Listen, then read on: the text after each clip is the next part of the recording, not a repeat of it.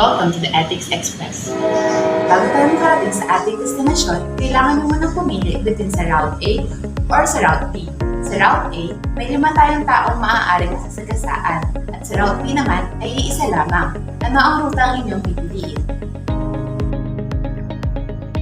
Siyempre sa Route B tayo dadaan para isa lang yung masasacrifice. Final answer na ba? Paano kung isang importanteng tao ang nasa Route B? Gaya na lamang ni Captain America. Ethics Express Part 2! Let's go! Bago natin na-finalize ang inyong route, dumaan muna tayo sa ating mga utility stops. First, ang pain and pleasure stream. According to Bentham, pleasure is the only good, while pain is the only evil. These two things are what governs man on how they act and how they should act, and it is innate in them to seek pleasure and avoid pain. If you're curious about who Jeremy Bentham is, don't worry because our next stop is the Bentham Street. We are now at the Bentham Street, named after the founder of modern utilitarianism, Jeremy Bentham. So nasa likod natin ang kanyang wax skeletal remain at wax head na makikita on display sa UCL. Aside sa principle of utility, isa rin sa sikat na nagawa ni Jeremy Bentham ay ang panopticon prison na isang symbol ng modern discipline at authority. Speaking of principles of utility, ang next stop natin ay ang utility street. Dito, ang tinutukoy ng utility ay happiness. At ang simple equation sa happiness ay happiness is equals to pleasure minus pain. Ang utilitarianism ay isang uri ng consequentialism kung saan nakadepende sa effect nito kung morally right or wrong ba yung action. At sabi nga ni Bentham, ang principles of utility ay nag-i-aim na mag-produce ng greatest happiness for the greatest number of people. Kaya there are laws that dictate the common good of the community. In fact, sabi rin pala ni Bentham, in practice and in principle, in the right track or the wrong one of the rarest qualities is consistency. So sometimes we defend the principles of utility and sometimes we unconsciously embrace it. Eventually. Sige na, pwede na sa Route B kasi superhero naman si Captain America. So, mas pipiliin niya ang isave yung 5. Do you know any adverse principles to utilitarianism? Stitch this! I know some. Let's make content.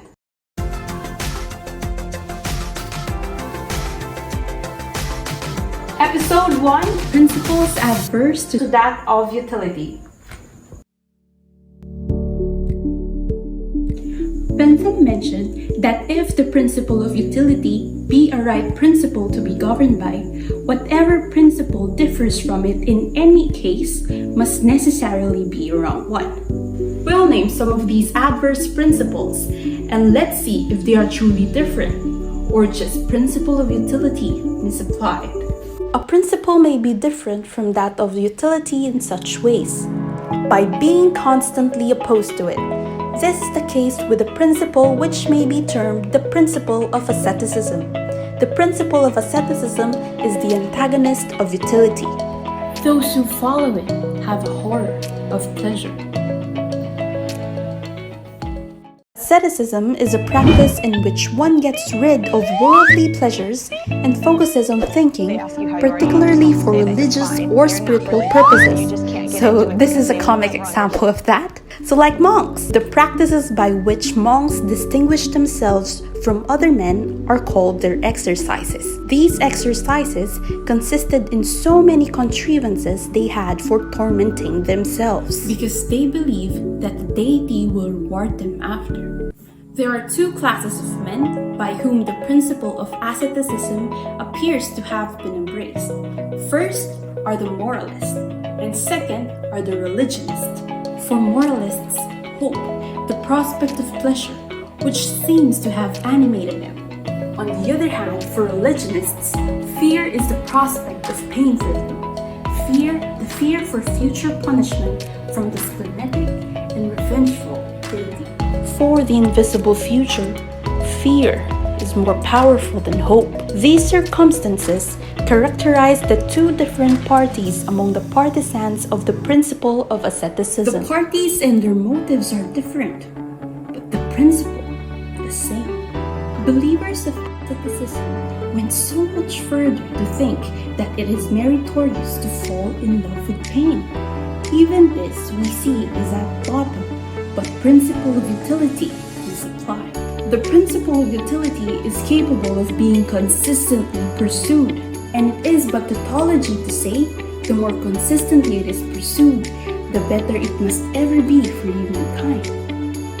The principle of asceticism never was, nor ever can be, consistently pursued by any living creature. As Bentham said, let but 1/10 of the inhabitants of this earth pursue it consistently, and in a day's time they will have turned it into hell.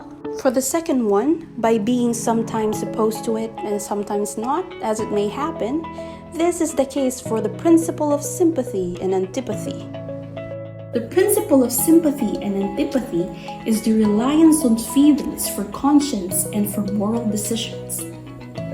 It states that actions are right when we approve of them and wrong when we disapprove. So if we feel like approving it, that makes it right. So what if it's with our friends or it's towards our enemies? That will surely affect our judgment. It is manifest that this is rather a principle in name but in reality. The various systems that have been formed concerning the standard of right may all be reduced to the principle of sympathy and antipathy. They avoid reference to a concrete external standard and prevail upon the reader to accept the author's sentiment or opinion as a sufficient reason for itself. The phrases are different, but the principle the same. There are two things which are very apt to be confused, and they are motive and cause, or ground and reason, and they warrant someone whether they approve of an act or not. When the act happens, in the particular instance which we approve of, much more if we happen to observe that the same motive is also productive, we tend to transfer our approbation to the motive itself and to assume that circumstance happened because of the motive. It is in this way that the sentiment of antipathy has often been considered as a just ground of action. But for instance, antipathy, or resentment in other terms, is the cause of an action which is attended with good effects. Then this does not make it a right ground of action any more than in any other. Antipathy, therefore, can never be a right ground for action. Antipathy requires always to be regulated to prevent it doing mischief. Regulated by what? Always by the principle of utility. The principle of utility neither requires nor admits any other regulator than itself. According to Bentham, the principle of sympathy and antipathy is merely a disposition to approve or disapprove of an action and is not an affirmative principle of moral conduct. Through the examination so far, an intriguing contradistinction appears between asceticism and sympathy and antipathy. The principle of asceticism, being apparently dedicated to pain, would seem to be the most dangerous to prospect for human happiness. But through the mitigating factors identified, such that this principle operates on its own, many of these ill effects disperse. Contrary to this, the principle of sympathy and antipathy may appear harmless at first, an elaborate acknowledgement that people enjoy claiming to be right, more than demonstrating valid reasons why they may be so. Yet, Bentham indicates the effects of both people adopting to these principles, and on those subject to their judgments and consequences resulting, are progressively harmful. It may be wondered, perhaps, that in all of these, no mention has been made of the theological principle, meaning that principle which professes to recur for the standard of right and wrong to the will of God. But the case is, this is not in fact a distinct principle.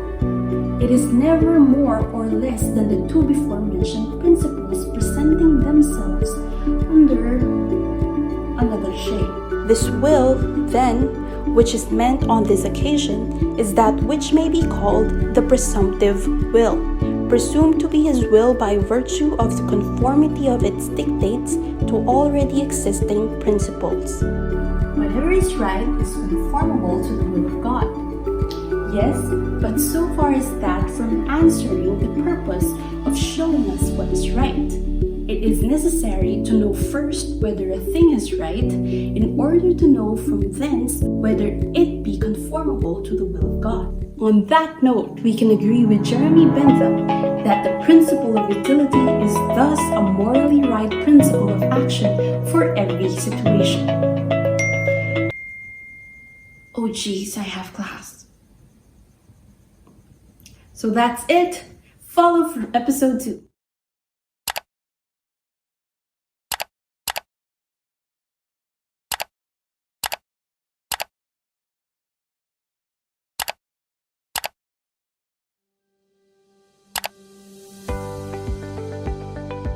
Good morning, everyone. I'm Amy Lamento, and I will be your speaker for today regarding our topic, Chapter 3 of the Four Functions of Sources of Pain and Pleasure, and Chapter 4, Value of a Lot of Pleasure or Pain, How to be Measured, from the book of Principles of Morals and Legislation by Jeremy Bentham. To start our discussion in Chapter 3, Bentham reminds legislators that pleasure and pain are the only things that they should consider when making laws, and that these are the only means of making people do things. Bentham briefly describes the four sanctions. Before proceeding to the four sanctions, let us first define sanction. Sanction came from the Latin word sanctio, which means the act of binding, or anything that serves to bind a man. A sanction then is a source of obligatory powers or motives that is a source of pain and pleasure, which are the only things that can operate as motives by connected with specific kinds of conduct. These are also Bentham's sources of sanction, in which he says that it is the justification he uses to control others. The first sanction is the physical sanction. It is the source of pain or pleasure in the physical sense and not related to other worldly things. For example, the rewards or punishments in the afterlife.